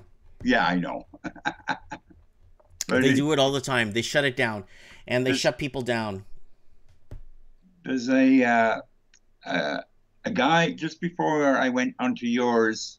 There's I've been wanting to turn around and watch this one. It's on the YouTube channel, and it's actually about New Zealand. Okay. Okay, and it's Who Owns New Zealand Now? I saw that like last year. Okay, I know it's older, but it's Byron Bruce, who did a very good job, and he talks about what we're talking about now. Right. And so actually what I'm going to do, because I know some council members in Windsor who are looking at affordable housing, because we're having a problem here too, just like everywhere else. And it's going to get a lot worse. Oh, it is. Big time. The problem is places like Canada, even parts of Europe, the weather isn't as forgiving as it is in other places. Correct. So people really have to, like where I'm at, tomorrow is going to be, it's been warm. I had my door open in my store, and people are telling me it's snowing in Toronto right now. It's like, what? Actually, it's snowing right here today in Windsor. Okay. We're the most southern tip of Canada. Yeah. Yeah, I get what you're saying. But most southern tip of Canada, yeah. But yeah. Anyways, Alan, I'm gonna let you go, but you know what? I want to have you back on the show again. So do some research. Maybe next week we might be talking about survival, what people should do for survival. And because you have more experience than we do, you should teach us or tell us or give us ideas on maybe what we could do for survival if we do go off grid power wise. One thing to do is learn to garden. Yeah, that's a good one. Right there. Right there. Learn to provide for yourself. That's correct. Okay. Next week. Okay, Alan, thanks so much. You have yourself a good week, and we'll talk soon, okay? Thank you very much for taking my call. Thank you. Bye. Thank you. Bye. So that's my man, Alan, and he's in the house. Really, really, really good information. And he said, what's the one thing you miss from the good old days? He's a boomer now. What do you miss? And he said the freedom. And I asked him, are things a lot worse now than they were 35 years ago? And he said yes. Things are a lot worse than they were. And I know they are. I'm a 41-year-old man. But I knew what things were like. You know?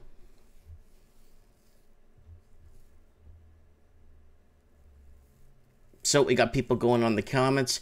We're going into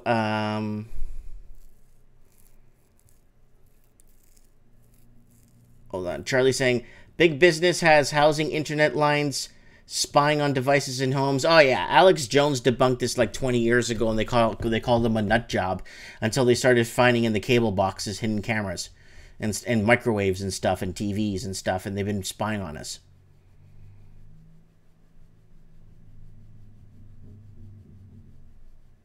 Yeah. We had a good showing tonight. We got up to 86 people or 85 people. Really good. Lots of guests come on tonight to Mike in the Night. Really happy to see a lot of people coming on and contributing to this. Really happy to see just happy to see people enjoying themselves tonight. and lots of good contributions here in the comments section. So You keep your mouth shut, fat boy. we got to keep this show unpolitically correct. So once in a while, I got to throw in, You keep your mouth shut, fat boy. just to get it going good. You know what I'm saying? Just to get just to be unpolitically correct once in a while. What do we got going on here, guys? Yeah, so don't forget to support the transmission by sharing a video. So if you want to whoa, 8,900 subs. If you guys want to share one of my videos, please go ahead. I'm going to put this video up tonight. It's going to be up in full for you guys to rewatch. We covered EMPs. We covered this stooge here. Anymore the way it used to be. No. Be connected. Wow. Be connected. I should put this in my car, full blast, while I'm driving down the street. Full blast. I'm talking like at 3 in the morning, and do this. Wow. Be connected.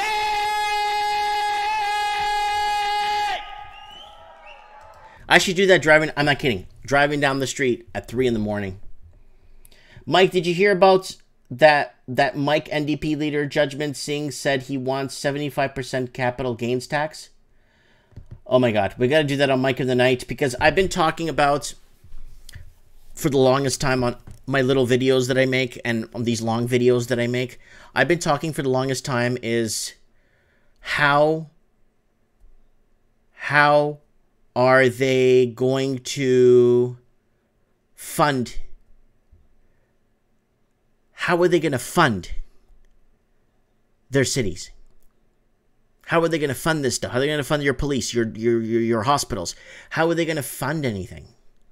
That's very important, guys, because now with everybody, all the taxpayers and the blue collar and white collar workers leaving the city in mass exodus, the main cities in mass exodus, we're seeing it happening in every English speaking country. Who's going to flip the bill? Who's going to pay the city subsidies? Oh my God, Mia J, I haven't seen you in ages. He might as well take the entire house if you're taxing profits that much. Wow, so good to see Mia in the comments again. I haven't seen her in ages. Yep, that's a game changer. So, like I said, they're going to have to... Supreme Canon saying 75% capital gains will ensure there will be no capital gains anywhere, ever. That's exactly what it means. Do you need the news link? Yeah, Leaf. Put me the news link there, please. He found out yesterday. Yeah, bring it up. We are coming, and we are coming in waves.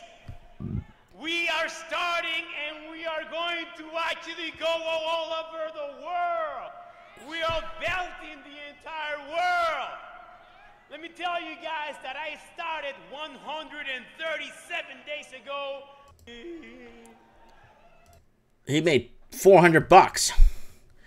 So guys, 10 cancer-causing products to remove from your home. Okay, we got the thing here. Let's open this tab.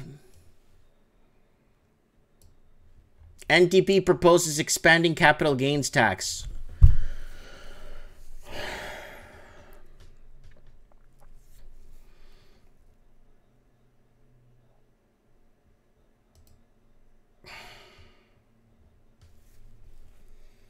Jagmeet Singh is promising an NDP government will expand the tax on investment profits as a part of a package of measures aimed at taxing the rich to pay pharmacare as well as affordable childcare and housing. The federal NDP leader pitched the plan on Friday night during a keynote speech to the annual Broadbent Institution Progress Summit, which brings together progressive and New Democrats from across the country. It is expected from the key plank in the NDP's election platform this fall, alongside other policy proposals the party says will target the rich, pay for more services for Canadians, and cool the housing market. Here's the problem.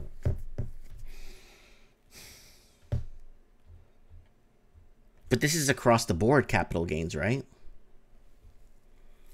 Well, they got to pay for these cities somehow. They got to pay for these hospitals somehow. They got to subsidize this crap somehow. Anna Key. I want Anna Key on the show next week, next Saturday. Anna Key. She's saying, the New World Order is pushing to have everyone in debt with no assets they can call their own. Taxed to death will be a reality. Yeah, I want Anna on the show. Now, Anna, add me on Skype. Mike Martin's 1980. I need you on the show. Yeah, but Mia brought up a really good point. The NDP will never win anyway, so the party estimates the move, which will also apply to the sale of most real estate but not primary residence, tax-free saving accounts for registered retirement plans would generally nearly $3 billion in additional revenue for the federal treasury. Wow.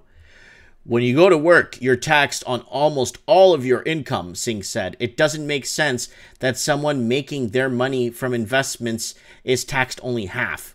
Yeah, he's saying it true here. When you go to work, when I tell people in the States or in others, was just absolutely phenomenal. Sorry, guys, we lost the stream here for a second.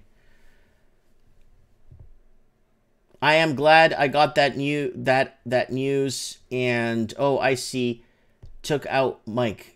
Oh, the CIA took out Mike. No, I'm back. It's just the stream resumed. So, guys, this is it, guys. The stock option deductions working to taxing 50% of the earnings an employee receives when they cash in a stock option receive part of their compensation packages if certain conditions are met. So, guys, this is not good. More tax does not solve the problem. We know that. And it's just going to make harder for the poor or the poorer people to get into the game. That's all it's going to do. Because if you're rich, you could afford to pay a little extra. But if you're poor, it makes it hard to pay a little extra, especially, you know. But if they turn around and say, well, we're not going to tax 50% of your paycheck. So maybe, or 70% of your paycheck, we'll just tax 30 now. Okay, then we got some movement, but this does not look like it's what's happening here. We got Ricky Smith, RS. I like Ricky Smith. He says, we're from Australia and we are so effed. Oh, yeah. Australia is the tip of the iceberg right now. Tip of the iceberg. It's the beginning. If it's Australia, then it falls to New Zealand. Then it goes to Canada, then it goes back to the UK, and then it falls into the United States. But USA is somewhat prepared. They've raised interest rates 7 times last year, so the US is prepared for this.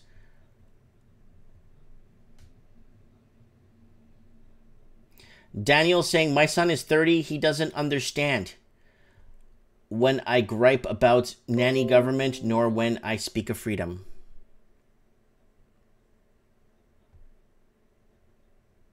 Okay. Well, guys, I'm tired. I've been talking for 2 hours. Mike of the Night, 2-hour special. You keep your mouth shut, fat boy. Oh, yeah. Non-politically correct all the time.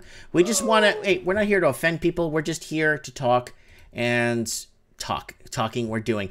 Guys, go to my channel. Just share something. I don't care. You want to support me? Go to my channel and share something. Trends in the housing market. This one here is really good. I got on 4 different guests from all different parts, and I got some good key discussions here on trends in the housing market from last week. So if you want to go ahead and share this, I'll leave this in the comment section for you guys here. You guys want to share this, go ahead. Yeah. And let me know what you guys think.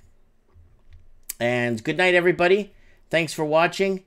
And I want to get the Raven on next Saturday, if he's available, if he's not out partying. I want to get a couple of people on the show next week. So let's start beefing up our roster here. I want Everett Humphrey on Everett. I want him on. I want Supreme Cannon, obviously. I want everybody back, basically. I want to just keep adding to our roster and having Steve. We're going to have Steve on this Wednesday at Trends in the Housing Market. I want to get Mia on. Mia's been following me for like a decade now. So, I'd like to get Mia on too. All right? Have a good night. Thank you so... Oh, and Kevin Thompson. We need Kevin Thompson on. Anyways, have a good night, guys, and God bless everybody, and have a great weekend.